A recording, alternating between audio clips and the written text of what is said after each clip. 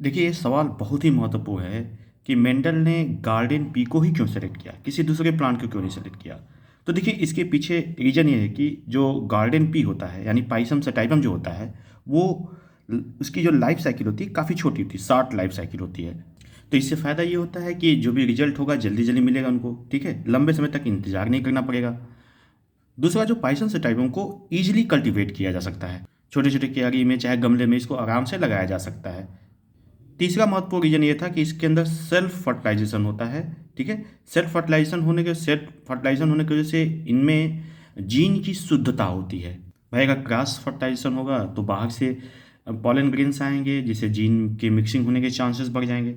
और जो चौथा सबसे महत्वपूर्ण रीजन ये है कि जो पाइसन सटाइवम होता है इसमें डिफरेंट वैरायटी पाई जाती है, बहुत ढेर सारी वैरायटीज़ पाई जाती है, लगभग 34 वैरायटीज़ होती है इसमें। तो ये कुछ इंपॉर्टेंट रीजन है जिसकी वजह से मेंडल ने गार्डन पी को ही सेलेक्ट किया था। देखिए, वैसे कुछ साइंटिस्ट थे जिन्होंने इनको इनको मेंडल को सजेशन दिया था कि आप पाइसम सटाइवम की जगह से कुछ और भी सेलेक्ट कर सकते हैं। एक जैसे वैज्ञानिक थे नागेली। नागेली जो थे उन्होंने 1860 में सजेस्ट किया था कि मेंडल आप अपना वर्क जो है हाइगेशियम पे करिए। लेकिन इस पर एक्सपेरिमेंट करने पर मेंडल को बहुत सफलता नहीं मिली। इसके पीछे रीजन ये था कि जो हाइगेशियम होता है इसको हाकवीट भी बोलते हैं। यह एस्टेरेसी फैमिली का मेंबर है। एस्टेरेसी मतलब कंपोजिटी, ठीक है, जिसका टेक्टस इरेक्टस है। इसमें जो सीड जो होता है कभी कभी क्या होता है बिना पॉलिनेशन के ही बन जाता है, तो जो रिजल्ट मिलना चाहिए वो मिल नहीं पाता था, ठीक है। तो मेंडल को नागेली ने सजेस्ट किया था कि आप हाइगेशियम पे एक्सपेरिमेंट कीजिए। लेकिन मेंडल जो है फेल हो गए क्योंकि इसमें जो सीड बनता है वो कभी कभी बिना फर्टिलाइजेशन के यानी बिना पॉलिनेशन के भी बन जाता है, ठीक है। मैं यहाँ पे लिख दे रहा हूँ, ठीक है। देखिए, मेंडल ने अपने एक्सपेरिमेंट के लिए जो मटर था, पाइसम सेटाइजम था, उसके 7 करेक्टर को चूज़ किया था। तो करेक्टर हम लोग पहले जान लेते हैं कौन कौन सा करेक्टर था।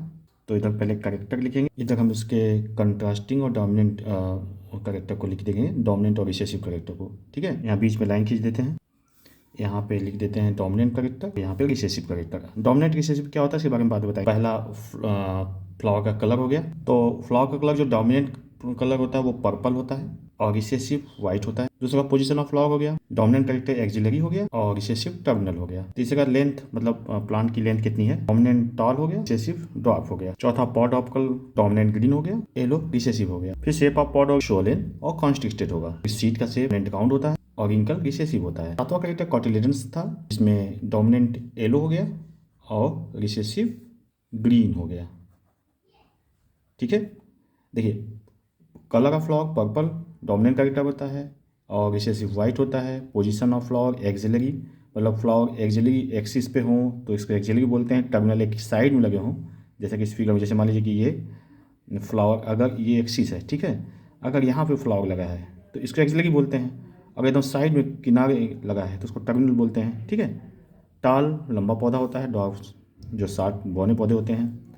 पॉड कलर जो इसकी फली होती है वो उसमें डोमिनेंट ग्रीन होता है पॉड, ठीक है। मटर की छिमी आपने देखा होगा, अगर येलो है तो वो रिसेसिव करेक्टर है, ठीक। इसके बाद पॉड देखिए सोलन भी हो सकता है, जैसे आप देखेंगे कुछ मटर जो होते हैं एकदम सोलन होते हैं इस तरह से, एकदम इसका शेप ऐसे होता है, मटर की छिमी आप देखेंगे। और कुछ में क्या होता है कि ऐसे ऐसे जहाँ जहाँ बीज होती है इस तरह से उसके शेप बन जाते हैं इस तरह से, ठीक है। इसको कॉन्स्ट्रिक्टेड बोलते हैं, ठीक।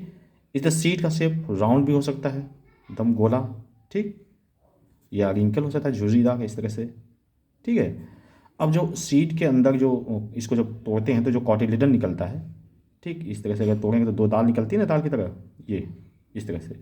तो ये अगर येलो है तो ये डोमिनेंट करेक्टर होता है येलो, और इसका जो ग्रीन कलर इसका कॉटिलेडन का जो होता है ये रिसेसिव करेक्टर होता है। इसके अलावा एक नंबर आप याद कर लीजिएगा, जैसे इसमें याद कर लीजिए फर्स्ट, इसके बाद 4 याद कर लीजिए, फिर 4 याद कर लीजिए, उसके बाद 5 याद कर लीजिए, फिर 4, फिर 7, फिर 1, ठीक है। ये क्रोमोसोम नंबर है। पहला क्रोमोसोम पे कलर ऑफ फ्लावर होते हैं, चौथे वाले क्रोमोसोम पे पोजीशन ऑफ फ्लावर होता है, फिर चौथे वाले पे लेंथ ऑफ प्लांट होता है, ठीक है।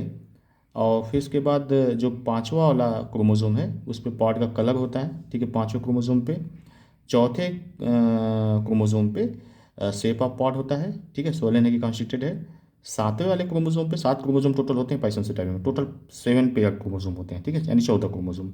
तो जो पेयर पे पहले पेयर पे जो कलर ऑफ फ्लावर होता है, दूसरे चौथे पर पोजीशन ऑफ फ्लावर होता है, फिर चौथे पे लेंथ ऑफ प्लांट होता है, पांचवे पे पॉड कलर होता है, शेप ऑफ पॉड चौथे पे होता है, ठीक है, सीड शेप सातवें वाले नंबर पे क्रोमोसोम पे होता है, कॉटिलेडन जो होता है पहले वाले क्रोमोसोम पेयर पे होता है। यानी पहले पे 2 कैरेक्टर होते हैं, ठीक है, कलर ऑफ फ्लावर और कॉटिलेडन का कलर, ठीक है, याद कर लीजिए, कलर ऑफ फ्लावर और कॉटिलेडन का।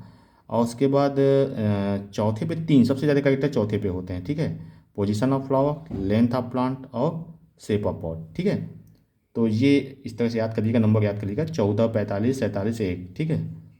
तो इस तरह से आपको क्रोमोसोम का नंबर भी याद रहेगा। ये मैं क्यों बता रहा हूँ उसको आपको मैं बताऊँगा अगले वीडियो में कि क्यों इसको क्रोमोसोम का नंबर भी याद रखना चाहिए।